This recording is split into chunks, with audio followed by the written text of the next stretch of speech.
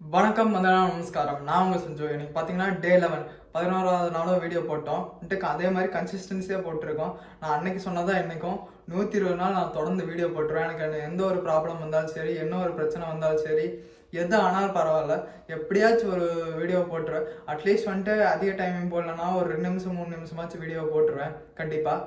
அதே மாதிரி தான் நீங்களும் ஒரு கோல் எடுத்துட்டிங்கன்னா என்ன ஆனாலும் அந்த விஷயத்த நீங்கள் ஸ்டாப்பே பண்ணக்கூடாது. ஜஸ்ட் போயிட்டே இருக்கணும். அதில் உங்களுக்கு ரிசல்ட் கிடைக்குதோ இல்லையோ அது அடுத்த விஷயம், அடுத்து அப்பாற்பட்டது. ஃபர்ஸ்ட் என்னன்னா நம்ம ப்ரோக்ரஸ் தான் பார்க்கணும். அது நீங்கள் எந்த அளவுக்கு நீங்கள் ப்ரோக்ரஸை பார்க்குறீங்களோ, ரிசல்ட்டை பார்க்காம அந்த அளவுக்கு உங்களுக்கு அந்த ப்ரோக்ரஸ் மேலே இது பண்ணுவீங்க. சிஸ்டம் தான் பார்ப்பீங்க, எது மாற்றிக்கணும்னு தெரியும், இன்னும் கொஞ்சம் நல்லா இம்ப்ரூவ் பண்ணிக்கலாம்னு தெரியும். அப்புறம் ஜஸ்ட் அந்த ப்ரோக்ரஸ் அதிகமாக நீங்கள் பிடிச்சி பண்ணுற அளவுக்கு என்ன ஆகுனா, நீங்கள் ரொம்ப நாள் அதை தொடர்ந்து பண்ணுவீங்க.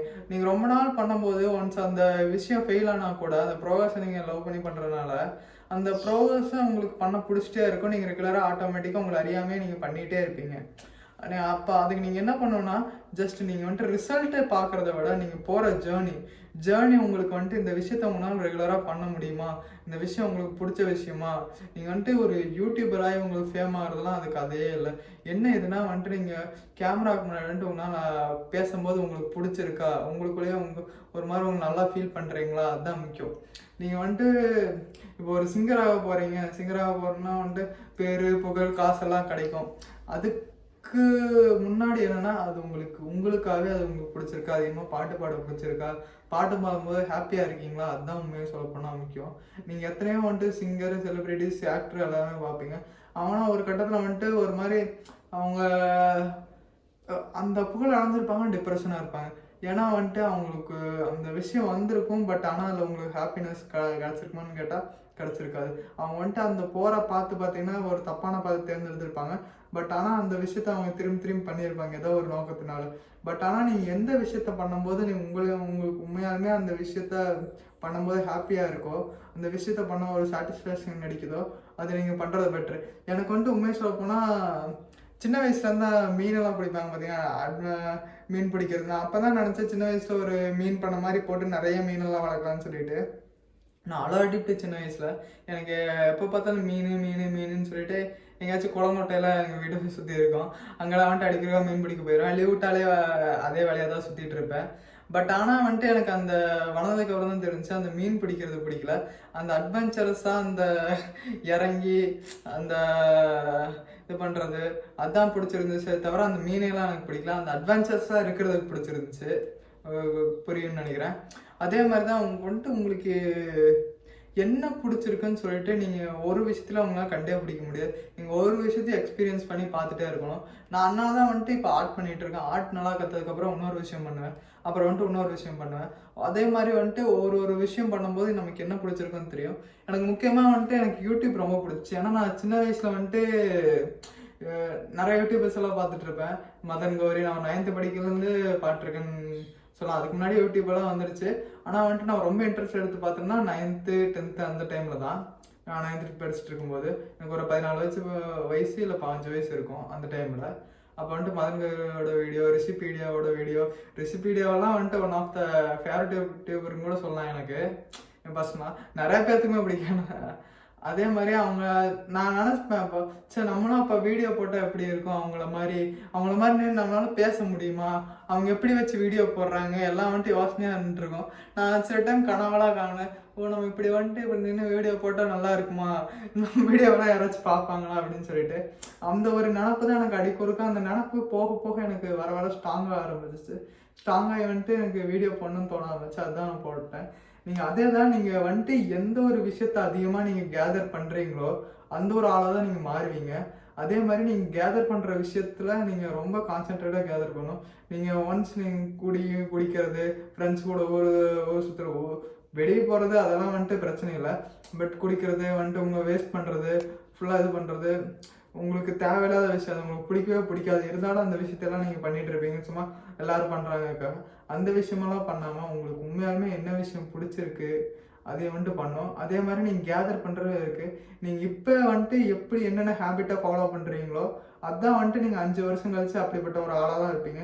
நீங்கள் ஒரு குட் ஹேபிட் ஃபாலோ பண்ணி நல்லா ஃபினான்ஷியல் புக்ஸு, அப்புறம் வந்துட்டு செல்ஃப் இம்ப்ரூவ்மெண்ட் பற்றின புக்ஸு அந்த மாதிரி படிச்சிங்கன்னா நீங்கள் ஒரு டாப் பர்ஃபார்மர் லெவலுக்கு இருப்பீங்க ஒரு 5 வருஷத்தில். அதே வந்துட்டு நீங்கள் ஃபஸ்ட்டு அதுவுமே தெரியாமல் கண்டதை சாப்பிட்டு இஷ்டத்துக்கு வந்துட்டு ஜாலியான என்டர்டெயின்மெண்ட் வீடியோ பார்த்துருந்தீங்கன்னா 5 வருஷம் கழிச்சு எல்லாத்தோட ரொம்ப ஒரு லோவான நிலையில தான் இருப்பீங்க.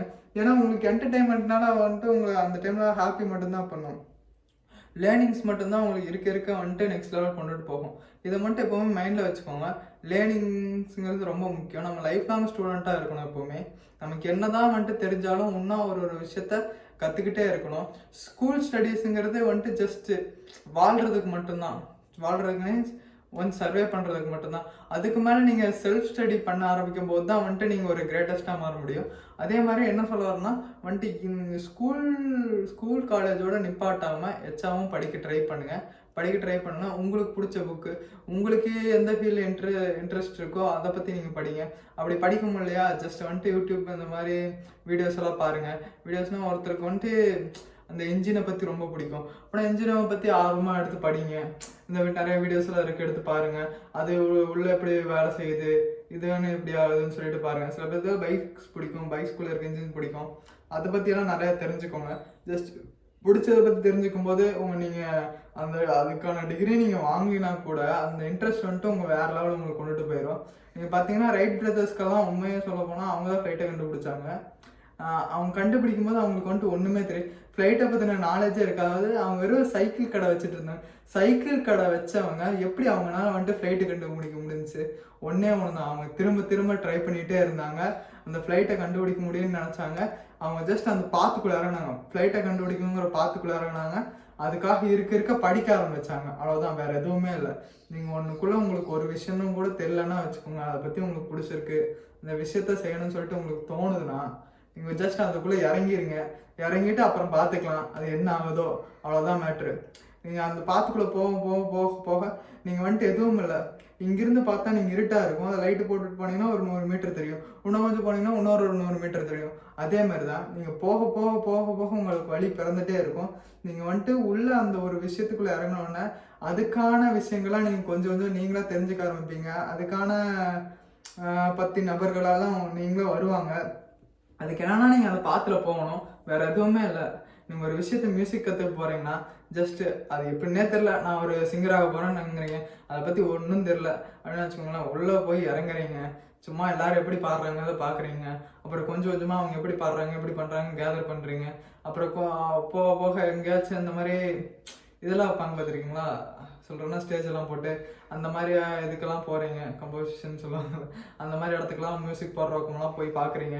போய் பார்க்க அவங்க எப்படி பாடுறாங்க எப்படி பண்ணுறாங்கன்னு தெரியும் போது உங்களுக்கும் அது வரும். அதே மாதிரி தான் வந்துட்டு ஒரு ஃபிலிம் வந்துட்டு மற்றவங்க யூடியூப்லாம் எப்படி எடுக்கிறாங்க, ஒரு ஃபிலிம் டைரக்டர் ஆகணும் கொஞ்சம் அவங்க எப்படி பண்ணுறாங்க எப்படி பார்க்குறாங்க, அந்த ஆங்கிள்ஸ்லாம் எப்படி இருக்குது, நீங்கள் ஒவ்வொன்றா கேதர் பண்ண ஆரம்பிப்பீங்க. ஜஸ்ட் வந்துட்டு நீங்கள் அந்த ஒரு பாத்துக்குள்ளே இருக்கணும், பாத்துக்குள்ளே இருந்தால் தான் அதெல்லாம் கிடைக்கும். அதே மாதிரி வந்துட்டு சும்மா ஆக்ஷன்ஸும் வேணாம், ஆக்ஷன்ஸும் இல்லாமல் வந்துட்டு டெய்லி லேர்ன் பண்ணிகிட்டே இருக்கணும். உங்களோட ஃபீல்டில் டெய்லி நீங்கள் கொஞ்சம் லேர்ன் பண்ணிகிட்டு இருக்கும்போது டெய்லி ஒரு விஷயத்தை தெரிஞ்சுப்பீங்க. நான் வந்துட்டு கொஞ்ச நாள் நானும் வந்துட்டு இருக்க எல்லாத்தையும் லேர்ன் பண்ணணும்னு நினைக்கிறேன். நானும் வந்துட்டு யூடியூப் பற்றி லேர்ன் பண்ணி இன்னும் கொஞ்சம் வியூஸ் சப்ஸ்கிரைபர்ஸ் எல்லாம் ஏற்றுறதுக்கு முன்னாடி என்னை பொறுத்தவரை நான் கன்சிஸ்டன்சியாக வீடியோ போடணும். அது மட்டும் தான் இப்போதைக்கு நான் நினச்சி வச்சுருக்கேன். அந்த 120 days நான் போடுவேன் ரெகுலராக. அதான் இதை மட்டும் இந்த சொல்லிவிட்டு இந்த வீடியோவை முடிச்சுக்கிறேன். அதே மாதிரி வந்துட்டு நீங்கள் ஒரு விஷயத்த பண்ணணும்னு நினச்சிட்டிங்கன்னா ஜஸ்ட் அதுக்குள்ளே போயிருங்க. அது வந்துட்டு ஃபெயில் ஆனாலும் சரி இல்லை அது என்ன ஆனாலும் சரி ஜஸ்ட் அந்த பாத்துக்குள்ளே நீங்கள் இருக்கணும். அப்போ தான் வந்துட்டு வெற்றியோ தோல்வியோ அது வந்துட்டு போகிற பாதை முடிவு பண்ணிக்கிட்டோம். நம்ம ஜஸ்ட் அந்த பாதைக்குள்ளே இருக்கோம். அவ்வளோதான். அடுத்த வீடியோவில் பார்க்கலாம்.